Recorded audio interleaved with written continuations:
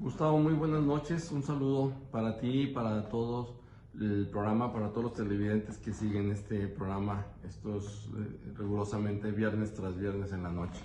El día de hoy, si me permites, hablaremos de una efeméride muy importante que ocurre el 21 de marzo, pero de 1843.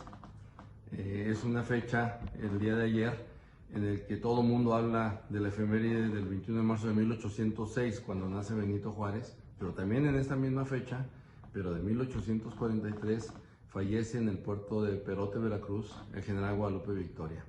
Y esta coincidencia del nacimiento del benemérito y la muerte del general Victoria y las tendencias propias de la difusión y la enseñanza de la historia nacional, pues han hecho que justamente se olvide y se relegue la figura del presidente Victoria. No obstante, que se trata de una de las figuras más importantes de la historia política de la nación del siglo XIX. Guadalupe Victoria, originario de Tamazula, Durango, como todos sabemos, él fue el primer presidente de la República. Él prácticamente es el forjador de las instituciones que permitieron que México transitara como una nación independiente en el siglo XIX. Guadalupe Victoria va a crear las instituciones necesarias y las acciones necesarias para que, a pesar de las turbulencias económicas y políticas que se van a vivir durante prácticamente toda la mitad del siglo XIX, pues sí, afectan la estructura del funcionamiento, pero no afectan la naturaleza de la nación, no afectan la naturaleza de la patria. Y por eso es que se le considera a Guadalupe Victoria como el forjador de la República, porque él es el que da la base de la República Federal en México, que es el sistema político con el que actualmente vivimos. Guadalupe Victoria, entonces, pues tiene una trascendencia fundamental porque genera las bases de la nación mexicana.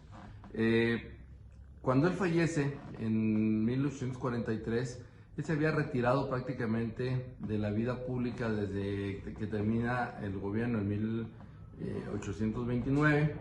Es llamado en un par de ocasiones por los presidentes de la República en turno para que le ayuden, conociendo su capacidad diplomática y de gestión, para que le ayuden a negociar con los conflictos que estaban viviendo con las naciones extranjeras en México.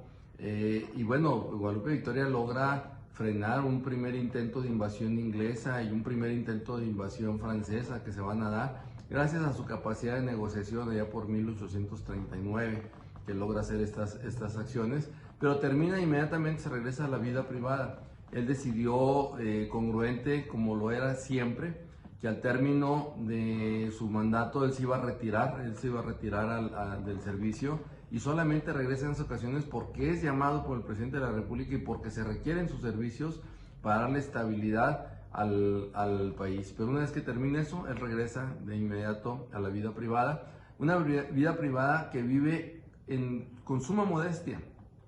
Él no tiene un ingreso más que el ingreso que le da la pensión que se genera o que se generó por haber servido en el ejército insurgente como general, que llegó a tener el grado de general, y con la pensión militar que tenía es el fondo que le va a dar subsistencia, le da la posibilidad de subsistencia, y los productos del pequeño rancho que tenía en Veracruz, que es a donde se retira, donde pasa al retiro. Él enferma gravemente después de 1839, tiene diversas enfermedades pulmonares que a la postre lo van a llevar a la muerte. Él muere el 21 de marzo de 1843 en el fuerte de Perote, Veracruz, donde estaba siendo atendido en el puesto médico del fuerte, porque tenía derecho pues, al servicio médico como militar que era. No ex militar porque no dejó de ser militar, era militar. Estaba retirado, sí, de las armas, pero no perdió su puesto como militar y era atendido en el puesto médico de ahí.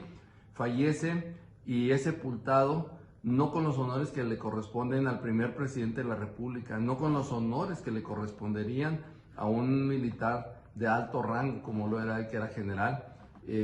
La pobreza en la que se vivía hizo que fuera sepultado en una caja de municiones.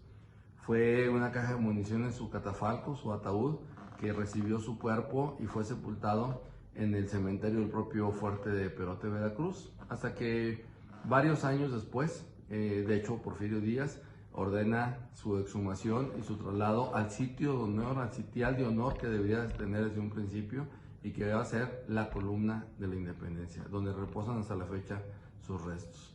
Eso es el comentario del día de hoy, Gustavo. Nos vemos, si Dios quiere, la próxima semana.